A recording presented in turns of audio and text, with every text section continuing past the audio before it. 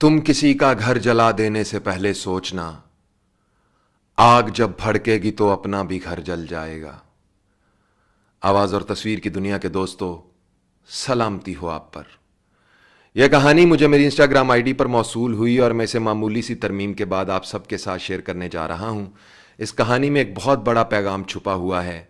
अगर समझ में आ जाए तो इसकी रोशनी में अपनी जिंदगी को आसान कर लीजिएगा। उज़ैर साहब, मेरा नाम हारून खान है और मेरा ताल्लुक पाकिस्तान के सूबा खैबर पख्तूनख्वा के एक गांव से है। मैं गुज़िश्ता कई साल से कनाडा में रहाइश पजीर हूं और यहां खुदा ने मुझे इज्जत, दौलत, शोहरत हर चीज़ से नवाज रखा है। मेरी उम्र इस वक्त 50 साल है। आज से 33 साल पहले जब मैं 17 साल का था, मैं अपना मुल्क छोड़कर यहां आ गया था। यहां आकर मैंने बहुत पैसा कमाया, लव मैरिज की जो आज तक कायम है। मेरी बीवी मेरी मोहब्बत भी है और मेरी दोस्त भी। शादी के 2 साल बाद खुदा ने हमें औलाद की नेमत से नवाजा और हमारे घर में एक चांद सा बेटा पैदा हुआ। हम बहुत खुश थे। बेटा बड़ा हुआ, स्कूल जाने लगा, पढ़ाई में बहुत लायक था और खेलों में स्विमिंग का चैंपियन था। यहाँ बच्चों को अपना प्रोफेशन चुनने की पूरी आज़ादी है और वो अपनी मर्जी से जिस शोबे में जाना चाहें, कोई रोक टोक नहीं होती। मेरे बेटे ने सिर्फ 15 साल की उम्र में तैराकी के जूनियर मुकाबलों में गोल्ड मेडल हासिल किया। सच पूछें तो मैं नहीं चाहता था कि मेरा बेटा तैराक बने और पानी के करीब जाए, मगर मैं चाहते हुए भी कभी उसे रोक ना पाया। हर वक्त मेरे दिल में एक अनजाना सा खौफ रहता था और फिर एक दिन मेरा यह डर सच साबित हुआ जब तैराकी के दौरान अचानक हरकतें कल्ब बंद हो जाने से मेरा बेटा सिर्फ 15 साल की उम्र में हमें छोड़कर हमेशा के लिए चला गया। अकलौती औलाद की मौत का दुख क्या होता है यह मैं अल्फाज में बता नहीं सकता। वो बिल्कुल सेहतमंद था, उसकी अचानक मौत ने हम पर सख्ता तारी कर दिया। वो कहा करता था, पापा पानी मुझे अपनी तरफ खींचता है, मैं वर्ल्ड चैंपियन बनकर दिखाऊंगा। और फिर पानी ने वाकई उसे अपनी तरफ खींच लिया। यहाँ के डॉक्टर्स ने बताया उसका दिल अचानक बंद हो गया, मगर मैं जानता हूं ऐसा कुछ नहीं हुआ। मेरा बेटा हरकतें कल बंद होने से नहीं मरा, बल्कि उसकी मौत का जिम्मेदार मैं हूं। मैंने ये बात आज तक किसी को नहीं बताई। ये राज आज तक मेरे सीने में दफन रहा, मगर आज मैं चाहता हूं आपकी वसातत से मैं इस राज से पर्दा उठाऊं। आखिर कब तक इस बोझ को लेकर जिंदा रहूं? इसलिए आज मैं वो सच आपको बताता हूं जिसने मुझसे मेरा अकलौता बेटा छीन लिया। कनाडा आने से पहले मैं अपने गांव में रहता था। हमारा ज्वाइंट फैमिली सिस्टम था जिसमें मेरे वालिद और उनके 2 भाई, मेरे चचा और उनके बच्चे इकट्ठे एक ही बड़े से घर में रहते थे। गर्मियों के दिनों में हम अक्सर दरिया पर नहाने जाते थे, जो कि हमारे घर के बिल्कुल करीब ही था। हमारी फैमिली के बल्कि हमारे गांव के सभी अफराद बहुत अच्छे तैराक माने जाते थे। मैं और मेरे चचा का बेटा अक्सर एक दूसरे को पिछाड़ने की कोशिश करते। हम दोनों यूं तो बहुत अच्छे दोस्त थे, भाइयों की तरह रहते थे, मगर जब बात तैराकी की आती तो भरपूर मुकाबला करते थे। उस दिन भी हम दोनों में कुछ अजीब सी बहस हुई थी। फिर हम दरिया की तरफ चल पड़े। हमने एक मुश्किल ट्रैक का इंतखाब किया ताकि यह पता चल सके कि कौन ज्यादा बेहतर तैराक है। दरिया के ऊपर एक पुल पर पहुंचकर हमने देखा पानी का बहाव बहुत तेज था। यह देखकर मेरे कजन ने मुझे कहा, हम यहां से छलांग नहीं लगाएंगे, नीचे पानी बहुत तेज है। मगर मैंने उसका मजाक बनाना शुरू कर दिया। बस इतना ही दम था तुम में, डर गए ना?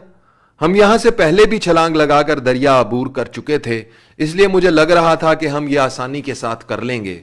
मगर मेरा कजन यहां से कूदने के हक में नहीं था। वो ऊपर खड़ा होकर पानी के बहाव का जायजा ले रहा था जब मैंने उसे पीछे से हल्का सा धक्का दिया और वो ऊपर से सीधा पानी में जा गिरा। मैं उसे गिरते हुए देख रहा था और हंसकर मैंने जोर से कहा, अब तुम्हारा डर उतर जाएगा, तुम दूसरी तरफ जाओ, मैं भी आ रहा हूं। मगर मैंने देखा वो पानी में गिरने के बाद दोबारा नजर नहीं आया। मैं कुछ देर तक उसके वापस उभरने का इंतजार करता रहा, मगर जब वो नजर ना आया तो मैं फौरन नीचे उतरा। पानी का बहाव बहुत तेज था, उसका कहीं नामो निशान तक नहीं था। मैंने जल्दी से घर पर खबर की। मेरे वालिद, चचा और गांव के बहुत से लोग आ गए। मेरे कजन को ढूंढा मगर वो ना मिला। मैंने ये बात किसी को नहीं बताई कि उसे ऊपर से धक्का मैंने दिया था, मगर यह बात मेरे दिल पर एक बहुत बड़ा बोझ बन गई। 2 दिन बाद मेरे कजन की लाश मिली। उसके सर पर जख्म था। ऊपर से गिरते वक्त उसका सर पानी के नीचे एक पत्थर से टकराया और शायद यही उसकी मौत की वजह बन गई। हमारे घर में सोग की कैफियत थी। लोग अफसोस के लिए आ रहे थे, मगर मैं तो एक अजीब ही कैफियत में जा चुका था।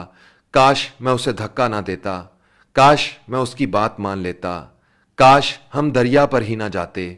ऐसे बहुत से काश थे जो हथौड़े की तरह मेरे सर पर वार कर रहे थे। यह एक ऐसा राज था जो मैंने अपने सीने में दबा लिया اور کسی سے اس کا ذکر تک نہ کیا۔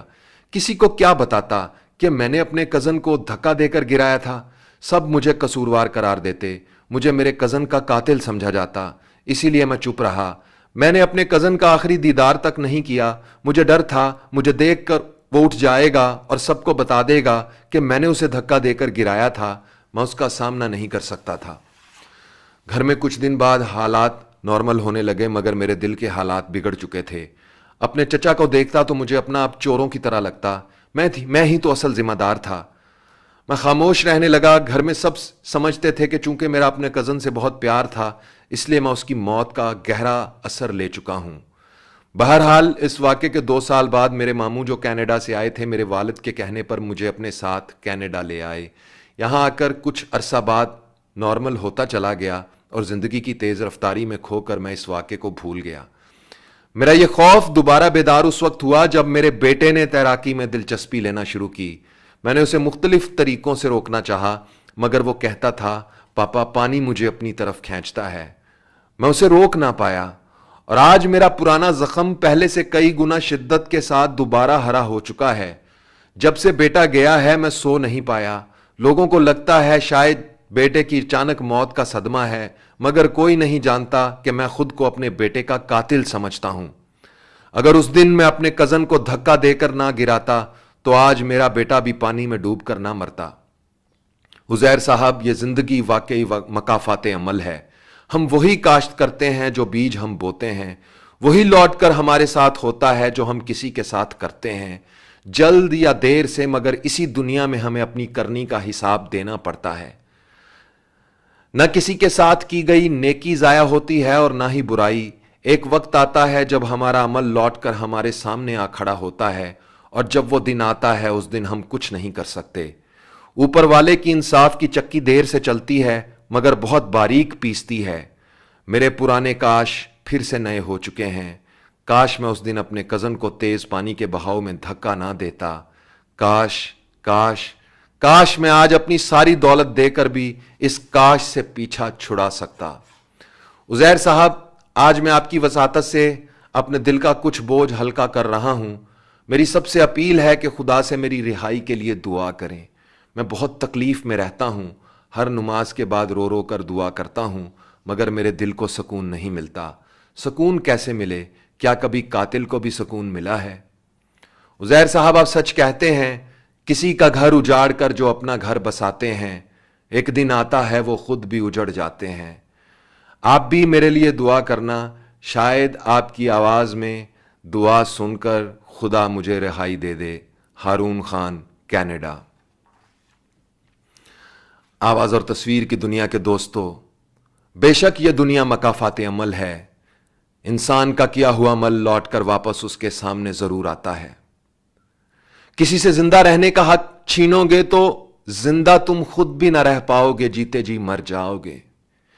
کسی کی عزت پر حملہ کرو گے تو تمہاری عزت بھی محفوظ نہ رہے گی۔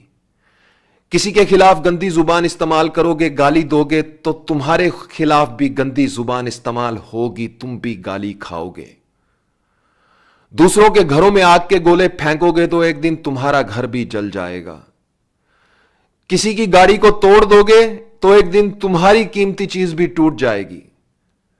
کسی کے گریبان پر ہاتھ ڈالو گے تو ایک دن تمہارا گریبان بھی پھٹ جائے گا۔ کسی کی ماں بہن اور بیٹی کی طرف بری نظر سے دیکھو گے تو ایک دن تمہاری ماں بہن اور بیٹی کی طرف بری نظر سے ضرور دیکھا جائے گا۔ اپنے ماں باپ کے ساتھ برا سلوک کرو گے، انہیں گھر سے نکالو گے تو ایک دن تمہاری اولاد بھی تمہارے ساتھ وہی سلوک کرے گی۔ کسی کے گھر کا چراغ بجھاؤ گے صاحب تو ایک دن خود بھی روشنی کو ترسو گے۔ جیسا کرو گے ویسا بھرو گے۔ دوستو،